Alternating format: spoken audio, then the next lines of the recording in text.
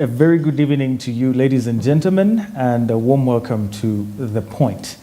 We, The Point, of course, get to discuss matters concerning business and give you insights into different aspects that are concerning business. And today we return with another episode of very insightful thoughts and views on bookkeeping as one of the crucial aspects of business. Joining me to discuss bookkeeping and more is none other than Mr. Rumanyika Robert Wamala, who is the acting general manager of public relations at the Uganda Revenue Authority. And we'll be discussing also what is currently happening at the Uganda Revenue Authority. In case you haven't been aware, there are tax waivers that have been initiated in the current financial year, starting in the month of July all the way to the month of December, that you need to leverage if you're doing business and you have that backlog of tax penalties that you have to be paying. Mr. Rumanyika, you're most welcome to the show. Thank you so much, and good evening, dear viewers. I want to take this opportunity to thank you for tuning in and choosing Smart 24. I want to thank you so much for honoring your obligation of paying taxes, because you know it is not so easy, especially at a time when many things are competing with your money. Absolutely. I want to thank you so much. First of all, I want to thank you for making a very honorable contribution for the previous financial year to a tune of 25.2 billion shillings over and above the target. URA was able to have a performance of 100.2% over and above the collection target that the ministry gave us. And this, of course, is no mean achievement, but definitely we did it with the taxpayers, our clients, and I'm happy to inform you that this year we have a whole target of 29.7 trillion waiting on us to collect, waiting on you to pay, or waiting on us to pay, because I'm equally a taxpayer. So I would like to encourage you, ladies and gentlemen who are watching, to be very cognizant of those things that really matter in business, and also be in position to fulfill your obligation of paying this tax. Whenever we have a taxman on the show, there are always two things. There's also very good news for the taxpayer, or sometimes people turn their faces down saying, oh, there they go again, more taxes, higher deductions on our salaries. But you mentioned something about the tax waivers before the show that are currently in place. And now the commissioner of URA, from the July 1st up to December, where now you're going to have people have their penalties excused. Tell us a little bit more about these tax waivers. Well, the government of Uganda looks at a number of things when actually they are setting for us revenue targets and many things that we're supposed to implement within the tax law. And this year, one of the amendments that came through was an amendment to waive penalties and interests accumulated over a period of time. You know, given the COVID period that we went through, all of us, many businesses found themselves in a problem. Many were not even actually in position to pay their due share of the taxes. But also, as a behavior, no tax compliance is a behavior that URA is building over time.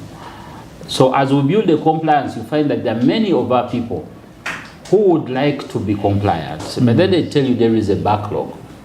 There is a history behind me that I don't know if I disclose myself to URA, if this history will actually be forgotten. So within our mandate, URA advises the Ministry of Finance on policy matters. And as one of our advice to the ministry, we propose that let penalties and interests be waived. Okay. Now, by penalties, it was actually your proposal as the authority. We normally give the proposals to the ministry. But of course, the power does not lie with us to decide. But we can give the proposals, and that advice is taken. So one of the proposals that, or one of the amendments that came through this year was for those persons who are going to pay their outstanding tax liability. And by outstanding tax liability, I'm talking about accumulated money. Like you are there, you know, tax when it becomes due, it becomes a debt to the government of Uganda. Actually, within the law, you'll find that tax when due becomes a debt. Now, when it becomes a debt, it attracts penalties, it also attracts interest. Now, you'll find that there are these taxpayers who have a principal tax that went on accumulating because of the penalties and interest. Because, for example, if you fail to pay tax, 2% compounded every month, there is a compounding of 2% over and above how much you are supposed to pay as your principal tax. So what happened is, because of that, many taxpayers found themselves in a position where they have accumulated penalty and interest over and above the principal tax they're supposed to pay. Now, it basically means that such a taxpayer who is already troubled may not actually be in position to pay. That's why some of them decide to close, some of them decide to change business and all that. So what we are saying, or what the law, what the amendment sought to address is to give this kind of amnesty to these taxpayers, that if you are there and you have a debt with the government or a debt with URA, I'm talking about a tax debt, and this tax debt has penalties and interest that are accumulated because you fail to honor your obligation at the time you're supposed to honor it. Government is saying, just pay the principal tax to the URA. The penalty and interest that is part of that debt is going to be written off or waived. Now, let me just give you a simple scenario. You'll find a taxpayer in maybe financial year 2020, 2021. They were supposed to pay a tax of, say, 2 million shillings.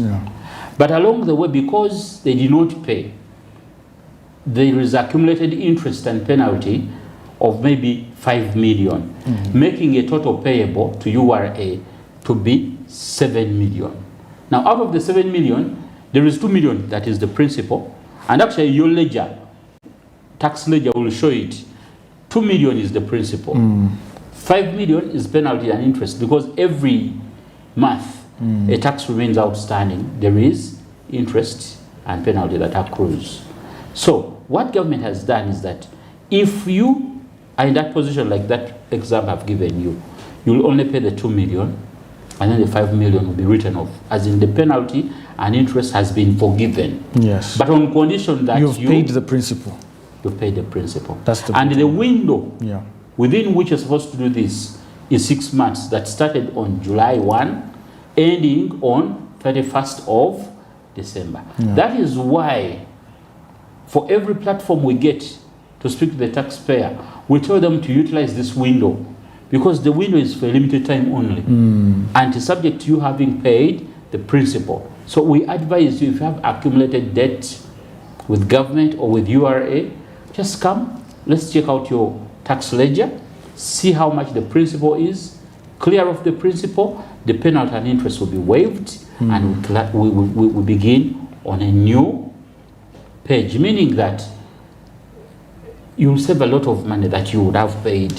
Because remember, this money accumulated and it has become a debt to the government, which government is willing to forego for us to start on a clean sheet and be in position to grow our businesses. Because we are looking at you to help us achieve these targets that the ministry put forward. Wow, that's very, very helpful, especially for our viewers there. If you now have a tax burden there that you've been carrying with the penalty, this is your chance, and you should take very great advantage of it. Now, Mr. Lumanyika, in a fast-paced world of development and doing business, there are so many things like product development, sales, and marketing that people focus on while doing business. But would you agree with me that bookkeeping is meticulous bookkeeping, not just any kind of bookkeeping, is one of the key successes to business? I actually, in all my tutorials, I tell whoever I speak to, bookkeeping is the golden rule. It is the secret behind a successful business. All these people who have successful businesses will tell you, you can only guarantee success in your business if you keep record. When you keep record of whatever transaction you do, you guarantee continuity because you will be able to know where you're coming from and where you're going. If a taxman, you're faced with a taxman assessing you, okay, tax that is maybe unrealistic, the only way you can challenge a taxman is if you have your records well kept. So, bookkeeping, elementary as it looks, is one of the founding stones or principles in running a successful business. Go and speak to anyone with a successful business. One thing they will tell you they have done well is to maintain proper records or bookkeeping, as the word is. And that's why you'll find that lately many programs are being introduced to address this issue of record keeping. How do you maintain your records? How do you keep your records? Let me just give you an example, just one example. Ordinarily, to an ordinary person conducting a business. If, for example, you kept your records in a week, let me just give it a timeline of a week, you'll be able to know how much you have sold in that week. You'll be able to know how often you need your employees. You'll even be able to know whether you need all the employees that you have. You'll even get to know whether you need to incur all the expenditures you're incurring, because the record is telling you that with this type of business, it thrives more over the weekend. So why do you employ many people on permanent basis on Monday? Why don't you instead employ these guys over the weekend? Because that is when you receive the most number of customers. You take an example of a restaurant. A restaurant, you'll not know how many plates of food you sell if you do not record them down. The human brain was created in a way that there are certain things that a human brain can forget, but a record will always may never be erased.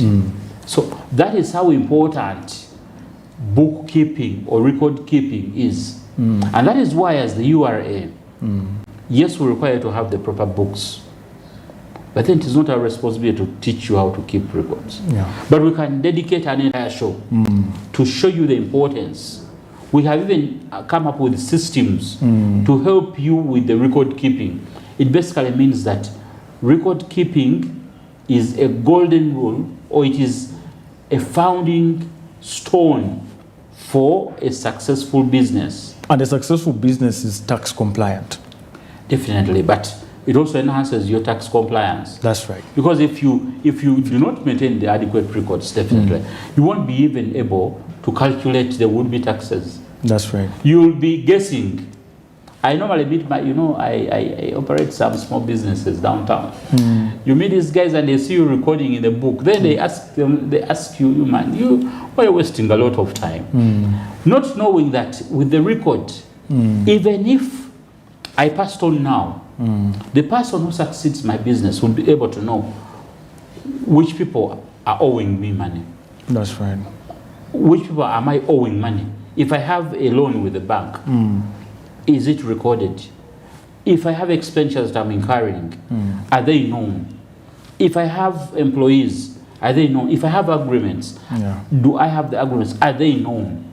Okay? But now you'll find someone, they pass on, no one knows whatever obligation this person has. No one knows who owes the business, to what tune. So record keeping is just necessary for any business, whether you're operating a very small business. And you see, records vary depending on the magnitude of the business. Those businesses that have grown, that may require you to keep more slightly sophisticated records. There are businesses that are starting that require you to keep elementary records, but overall, record keeping is very necessary. In fact, to show the significance of this record keeping, when we are collecting taxes from the small business taxpayers, the ones who earn between 10 million and 150 million turnover, if you maintain records, there is a preferential treatment for you, that for you, instead of paying a flat rate, say of 200,000, you compute and you end up paying lesser tax. That is how important we want the public to appreciate the issue of record keeping. Tell us about the kind of records that you would expect. You've already mentioned that we have small businesses, which are the magnitude when you talk about businesses in Kampala, and we have the big businesses, which are well established and they have quite a number of records. Yes. But what are some of the things that cut across, especially the small businesses, that you could say they're indispensable for a business to have? One of such records is are the receipts. A receipt is issued when you sell to someone. Yeah. Now, these receipts are very important because they confirm that this particular person received a supply from you. They also confirm that you sold to this person. They also help in the event that someone is going to return the goods. There is evidence. They also help you, if you're a customer, for example, to ascertain whether this product that you consumed that does not meet the standards, you got it from a given business. But do I need it for I've just bought a spoon and I need a receipt? Is it that important also to the small businesses? It is very important. It is very important to the seller, but it's also very important to the buyer. Yeah. Because if you bought a defective spoon, people have bought counterfeits before. Yeah. You know where you've bought. The owner doesn't want to take the goods back that you bought. Then you have a reason to even seek redress in case you have records, a record of a receipt. Now, the receipts that are supposed to be kept are supposed to be headed receipts. Okay? Yeah. The receipt should have the TIN, tax identification number.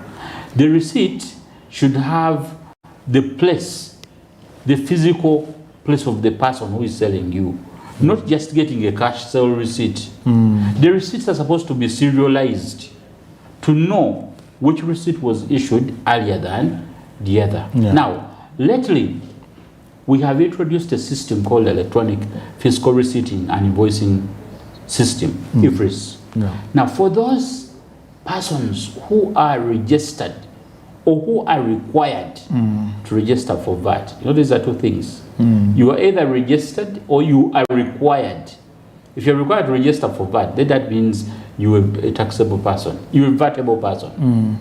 Now, these are persons who are earning 37.5 million turnover in whatever they sell that attracts VAT for a period of 3 months. So when you add 3 consecutive months and your turnover exceeds 37.5 million, you are a VAT taxpayer. Wow.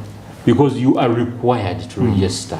Now, for you, who is a VAT registered taxpayer, or who is required to be a VAT registered taxpayer, you are supposed to issue your receipt electronically using the IFRIS system, the Electronic Fiscal Receipting and Invoicing System. Yeah. And lately, by the way, in our move to increase adaptability of IFRIS, but also to increase the behavior way of demanding for e-receipts, we even have a campaign where we are rewarding persons. We are rewarding you for getting an authentic e-receipt and submitting it in an app. You just download an app on Google Play Store. It's called e-receipt app. Yeah. Then you just get your receipt and then you put it in the system. Now, outside that campaign, of course I'll tell you later where we are in Kampala. But outside that, this receipt that is issued through the IFRIS is supposed to have a fiscal document number. There is a long number. Yeah. About 12 digits, I think. Then there is a verification code. It has a code. See when a certain image when you buy something, a receipt having yes, it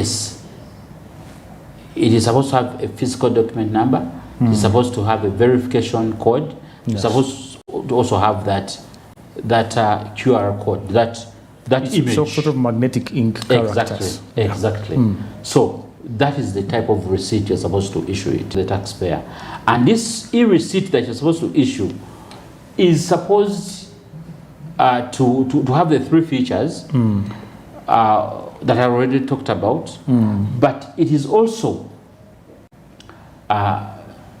meant to be issued either through the URA portal or through the physical device. There is a small device that looks like you see these payway post machines. Yes. That device, or you link your system to the system of URA such that that system to system linkage enables you to issue the receipts. That's right. The other document that we require, you talked about, you asked about records, are invoices. Now, for the persons who are registered for VAT still, you are supposed to issue an invoice. What I forgot to say is, even if you're not registered for VAT receipt, when you're not registered for VAT, you can still issue an e-receipt. You just get maybe that EFD, electronic fiscal device, or you connect it to our website or system to system. Even if you're not VAT registered, the system can still. There are many people who are registered because they know the beauty that comes with these things. People are tired of losing papers. You have these papers, you have lost them, but the other thing is imprinted in the system. You can even run a report and say, I want to know the sales that were made between January and February. And you have all your receipts online. Because they're in the system. That's right. And it eases you that way.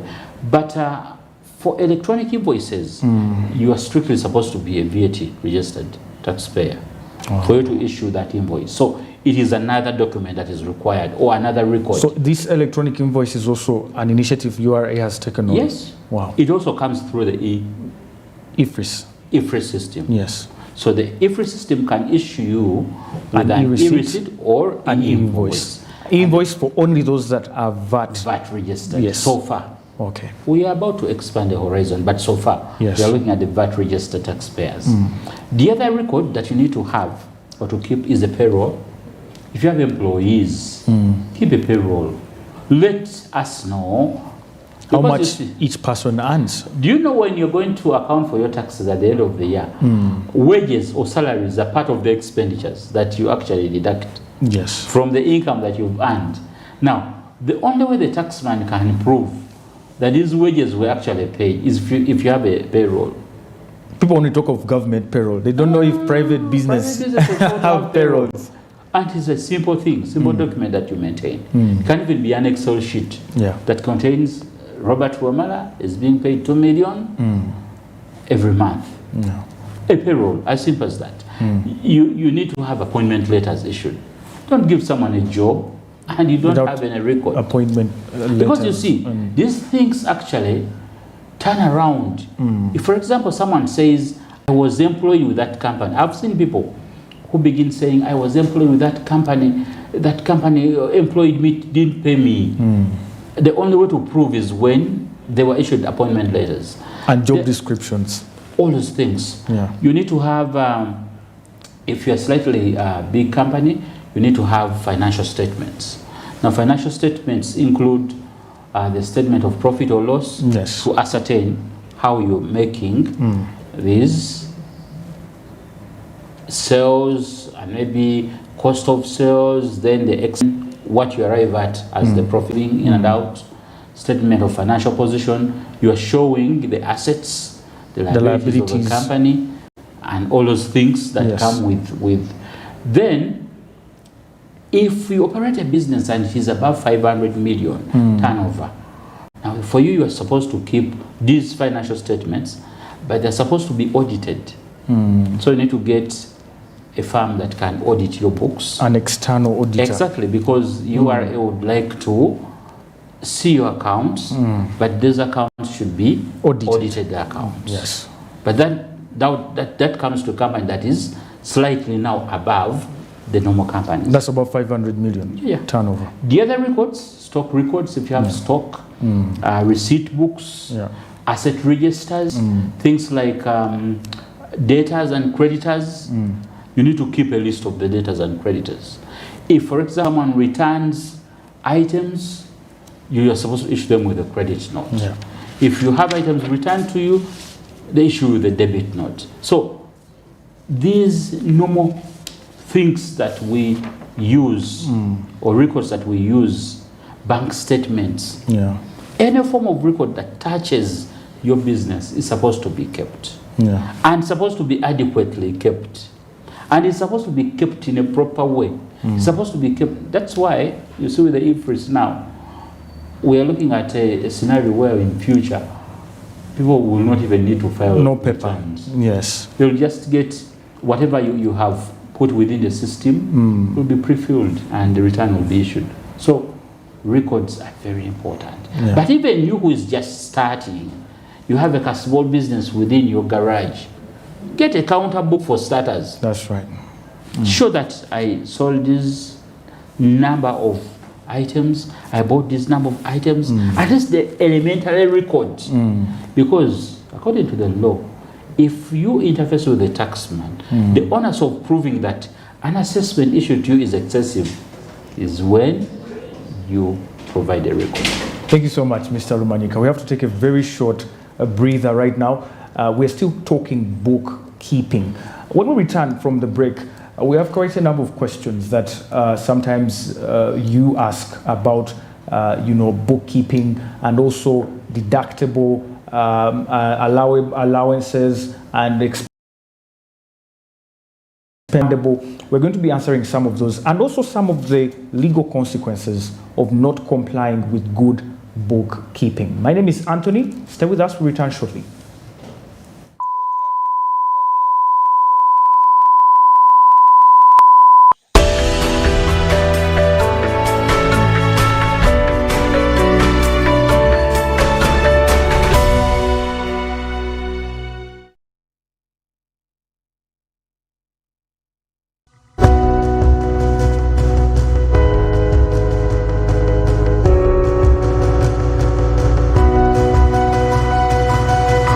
Smart 24, driving business.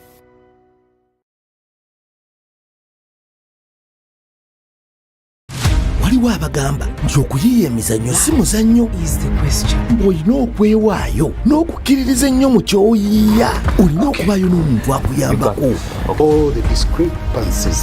Naye olowooza omuntu ng'ekyo kimuli mu musaayi, ebyo bimulya. Anti aba yazaalibwa kukola ekyo. Tega Pearl Magic Prime ne Pearl Magic Loco. Sigala ng'oyungiddwako olabe engero zaffe ennyuvu nga bikoleddwa mu ngeri eyaffe ey'ekinnansi.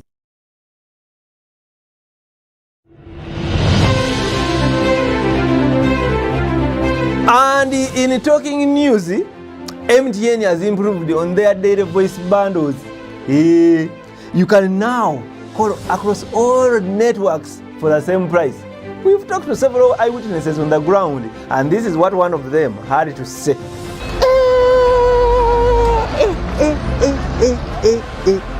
Amos, did you hear about the MTN daily voice bundles?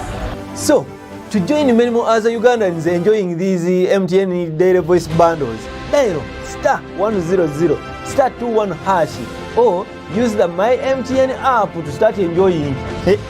Stay tuned for more offers from MTN.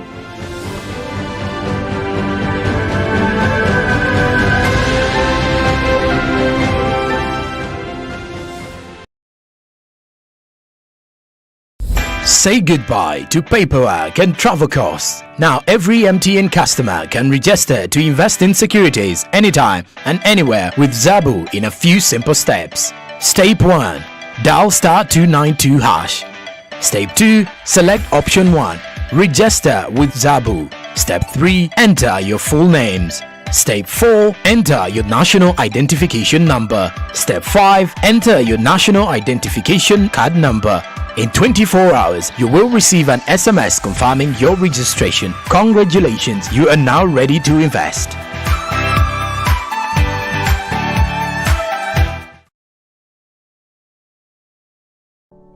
Luxury redefined at Seasand Hotel as you indulge in the splendor of elegant living fit for the royalty that you are.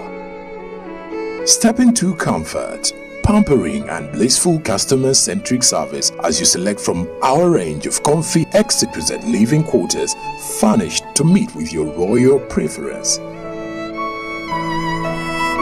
Surrounded by scenic beauty, allows you to escape the glamorous ordeal of city life. Our ambient green gardens will guide you to a place of revitalizing rest. The 3-star restaurant caters to your palate, serving your choice menu ranging from exotic cuisines to local delicacies. Our chefs will serve you full course meals for a truly out-of-this-world culinary experience. Our fully stocked bar to whet your throat, from renowned global brand whisks, brandies, gins and wines to our locally celebrated beverages, you will not lack for any brewage. It's an all-new experience in the East at Seasand Hotel. So visit today at plot 15 to 19 Spire Road, Ginger, or contact us on +256 751 719 960 and +256 785 354 614 for reservations. Seasand Hotels, luxury redefined.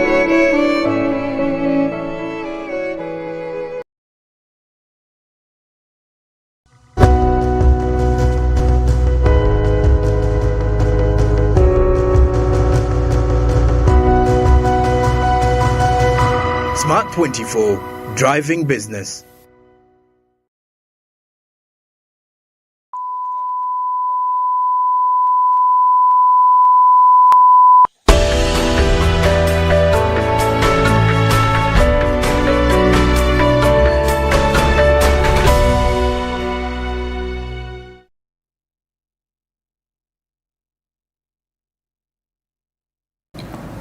Welcome back to The Point, and thank you so much for watching Smart 24 TV, where we drive your business. We're still talking bookkeeping. I'm with Mr. Lumanyika Robert Wamala, who is the Manager of Public Relations and Communications at the Uganda Revenue Authority. Already, we've pointed out why it is so important for you to maintain good records as a business, but also the benefits that come with some of the initiatives that URA is putting in place. But Mr. Lumanyika, before we went into the break, yes, you hinted on IFRIS, but we would like to know what are some of the benefits of IFRIS or the advantages IFRIS has over the old systems of bookkeeping that we've been having, at least as per what URA has put in place so far. Now, with IFRIS, you are actually able to fast-track refunds, refund claims. You know, URA may refund a taxpayer if the taxpayer has overpaid tax. The scenarios where the taxpayer's input VAT, which is the VAT which you are charged on the expenditures that you incur while producing or distributing items, outweighs the VAT that you charge when you sell those particular items. Okay, so in that scenario, the input VAT is higher than the output VAT. By input, I mean the VAT you input in the business or in the production or distribution process is higher than the VAT that you have charged on the items that you have manufactured or distributed. Everyone pays VAT, just for clear understanding. Yes, everyone pays somehow, VAT. directly or indirectly, yes, right? It is paid indirectly. But now I'm talking about the one who accounts for VAT. Okay. Because we, the final consumers, pay. Now, when I drink this pot of water, I'm paying 18%. I have nowhere to transfer it. Yeah. But if I'm in the production or distribution of this water, I'll have input VAT. It comes from the expenditures that I actually incur During cost manufacturing. of manufacture, even distribution. Yes. Because VAT is the tax that you charge at the point of production or distribution of an item. So when I buy a machine that is going to make the water, purify the water, when I buy the packaging material like this, I buy the boxes, all these things have VAT on them. So the VAT that is charged is the input. Someone has charged me input VAT. Yeah. So as I sell the bottle of water, I'll charge it 8%. Output VAT. Now I compare the two. If my input VAT is more than the output VAT, URA is supposed to refund me. The extra? Yes. Wow. But now, I'm entitled to that refund, one, if I'm on IFRS, two, if I'm a taxable person or I'm registered for VAT. So that refund can come through. If it is a refund of about, push it forward to another tax period that arises the following month, in essence. So IFRS helps you to fast track these refunds because the records are very clear. The input is in there, the output is in there. You don't need to start a lot of longer processes in looking for the and deduct the receipts and with IFRS. You do not need to keep these manual papers. Whatever transaction you do is recorded within the system, and you're able to instruct the system to display to you the different records that you are able to input in that system. Meaning that even if there is fire, even if there is destruction or anything, you can still keep track. And you see, when you have these records kept in the system because of IFRS, you also minimize the delays and costs involved in filing returns, because filing a return is just a declaration you make to URA. Filing a return with the record is very easy because you just need to use very few minutes. TIN number. And in future we are looking at a possibility of having pre-filled returns, that what you put in the system is actually what is the return that you'll be filing. Meaning that those who are on the IFRS system will not bother in future to file returns. The returns will be auto pre-filled. But also it helps you in the validation process of business transactions. With the system, you are able to know, to validate and know the correct transaction that was made. We operate businesses and we have people who work for us. So you need to check. It is a self-check to know, have they put valid transaction within the system? The other thing is that the physical loss of invoices and documents is eliminated. I used to have an in-law who used to keep files. This file is for water, this file is for women, this file. And the entire sitting room had files. Now this is just a system. Everything is kept on the system. You are not even worried about loss or anything. So refunds are made easier. We can easily ascertain. But also the honesty that it comes with. Because with URA you need to be honest.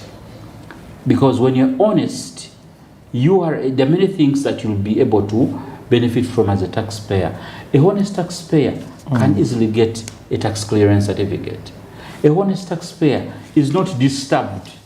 The way we disturb certain people. Please show us the records. We spend an entire morning at your shop.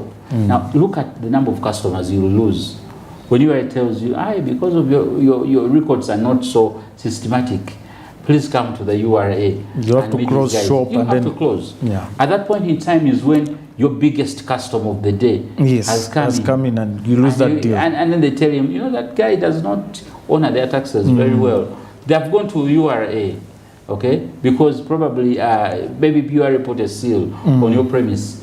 The trust that is lost. So there are many things that come in if you do not actually do these things the proper way.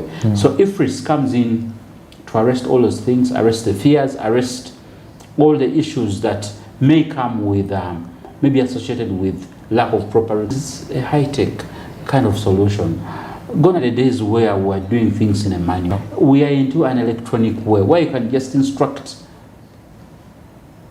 your system to give you whatever you want to be given. So let's embrace IFRS. How do we get to IFRS, by the way? Because I've seen there's a device you require to have if you're to be logged onto IFRS. No. Let me tell you, those are options. It has like 4 options. Okay. There is the electronic fiscal device, the one that you're talking about. Yes. And by the way, if you buy that device, I think that device is about 1.1 million. It is an allowable expenditure.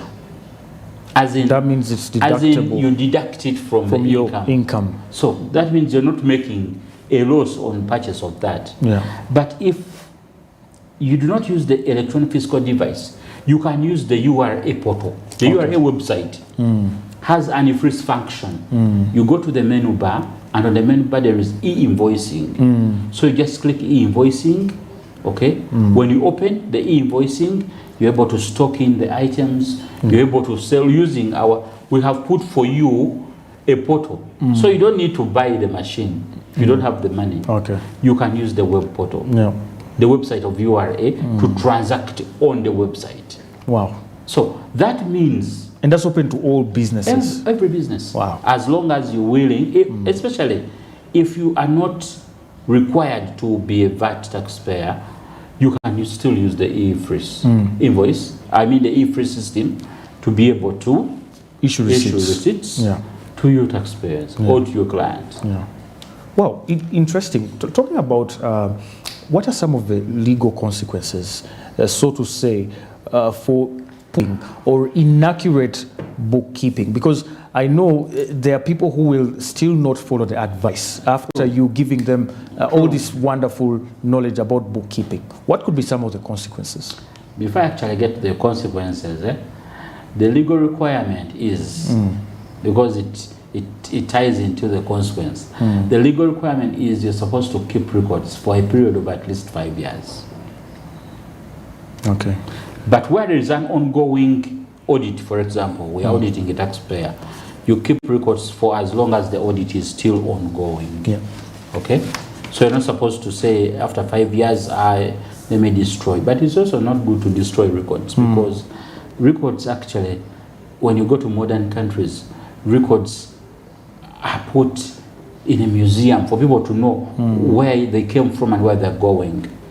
Outside that, records are supposed to be kept in English. Okay. Because that is the official language.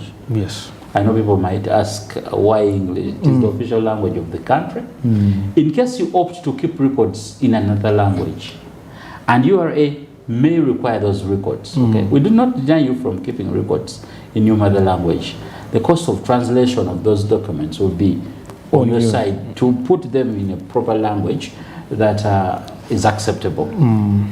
Now, going to your question, the legal requirement, the penalty, the consequence, failure to keep records, you're liable to double the tax. Now, if you're supposed to pay 200,000, if you fail to keep records, you will pay 400,000. As a penalty. Is that plus the penalty, or that is the penalty alone? In addition to the tax that you're supposed to pay. So it is a very serious thing to keep records. It's burdensome. Because you see, let me tell you, failure to keep record is like denying URA a chance to see exactly what is happening, but it's also denying yourself the progress that you require in a business. Because if you do not keep the adequate records, how will you be in position to confirm a position that you're saying you belong to? So adequate records are very necessary, and failure to keep them, double the tax. That is the penalty.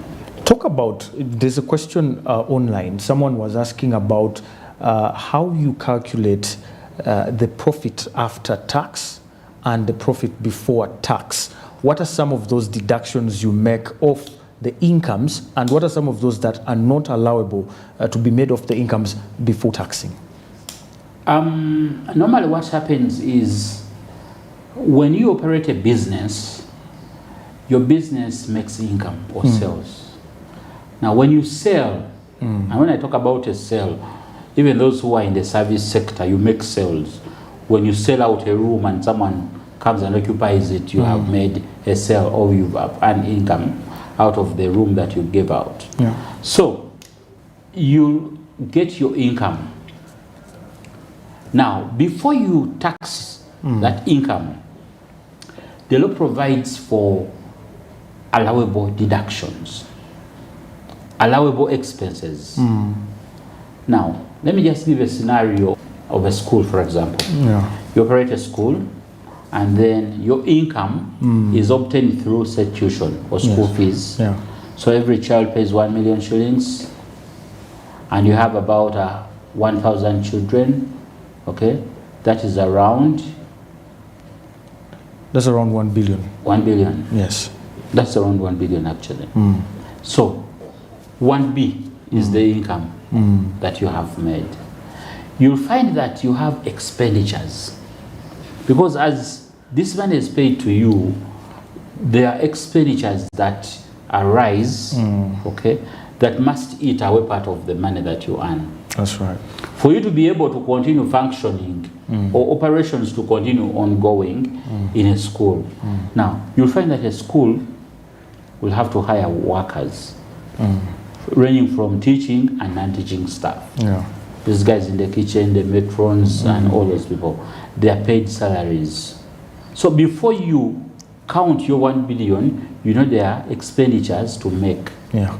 The allowable expenditures, including salaries, firewood, scholastic items, chalk, building, repairs. Yeah. There are many expenditures. So at the end of the day, before URA taxes you, it allows you to deduct all these expenditures that are attributed to generation of this 1B.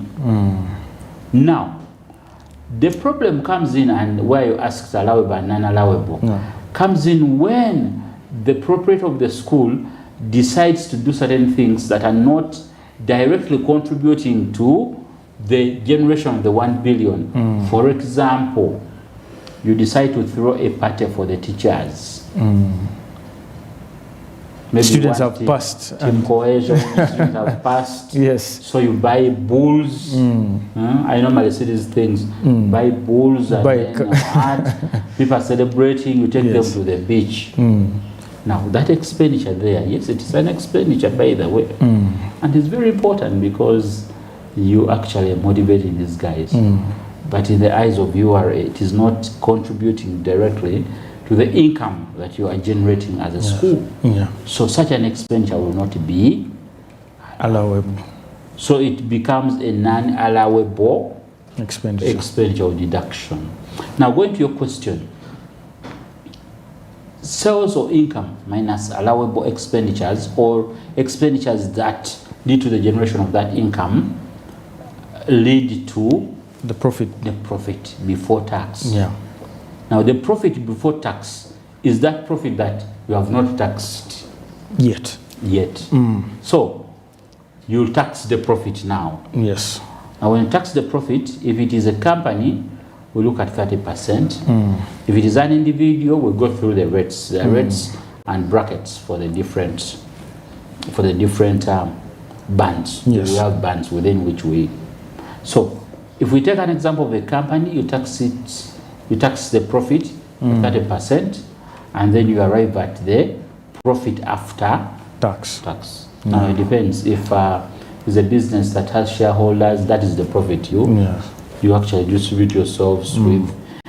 Some decide to say, okay, we made the profit, but we may need to plow it back to the business. Maybe we need to use it to set up another campus, that kind of thing. So that is the profit after tax. So the profit before tax is that profit you've earned before administering the tax component. The profit that we call profit after tax is the profit that has been taxed, has had a tax component of it. Now, the allowable and unallowable, the non-allowable deductions, when you make them, URA adds them back to your profit. Yes, before tax. Because you see, we have a tendency of many individuals wanting to underestimate the profit. Of course, underestimating profit means overstating expenditures. So the expenditures are more, okay? Sometimes even they make them so high that they are past they eat away the entire profit. Yes. I've seen it. And someone says, I have no profit this year. Let me tell you, even when you go to the businesses, many businesses, someone presents you with a return, and then you look at the expenditures, then you ask him, you said you have expenditures on salaries of 50 million, but then you're saying you're employing 10 people. How much are you paying each of these guys? 5 million. So you find that they're overstating salaries. Some of them are overstating things like rent. You ask them for the record, they cannot provide it. Some of them are overstating things like electricity bills. someone overstates a water bill, every one of us knows that water, yes, may be expensive, but not too expensive. Yeah. So someone is overstating the water bill, all in the name of understating the profit.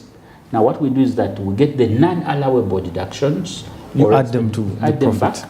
back, and then we add them back to to the profit before tax, then tax it, and then arrive at the very there are also interesting. things like amortization, depreciation, all those are expenditures, but they're not allowable expenditures. Yeah. Because depreciation, you're just depreciating an asset. Why do you put it as an expenditure? That's right. It's not an expenditure. Yes, you have depreciated, your asset has lost value. Present it in the statement of financial position. Do not present it as this someone has provided provision for bad debt. I'm providing that in case there's someone who does not pay me. Now what if they pay, what if everyone pays you? Do you see you are eating away some money which is not taxed? That's right. Because you're treating it as an expenditure. So those are deductions that we add back and then we tax it.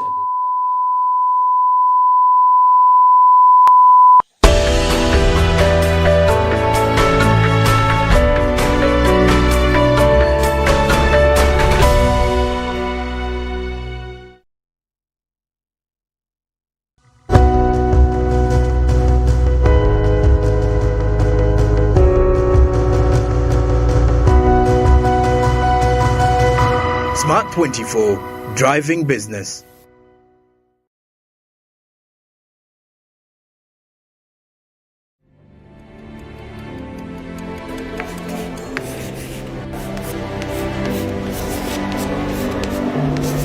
This is Jordan. When it comes to classwork, Jordan is magic. Jordan shines. Jordan makes his peers better. Jordan is a true leader. White Star Magic family. Be a leader. Be magic.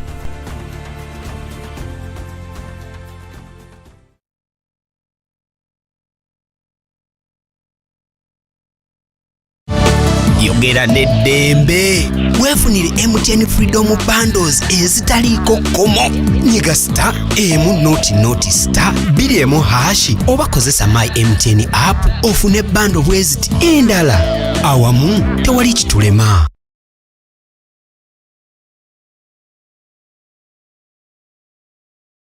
Say goodbye to paperwork and travel costs. Now every MTN customer can register to invest in securities anytime and anywhere with Zabu in a few simple steps. Step 1. Dial *292#.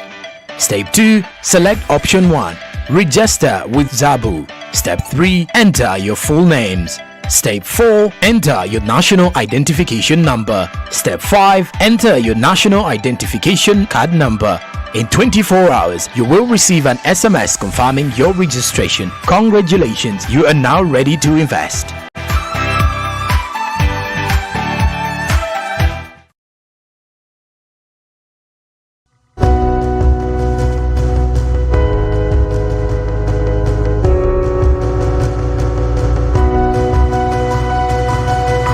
Smart 24, driving business.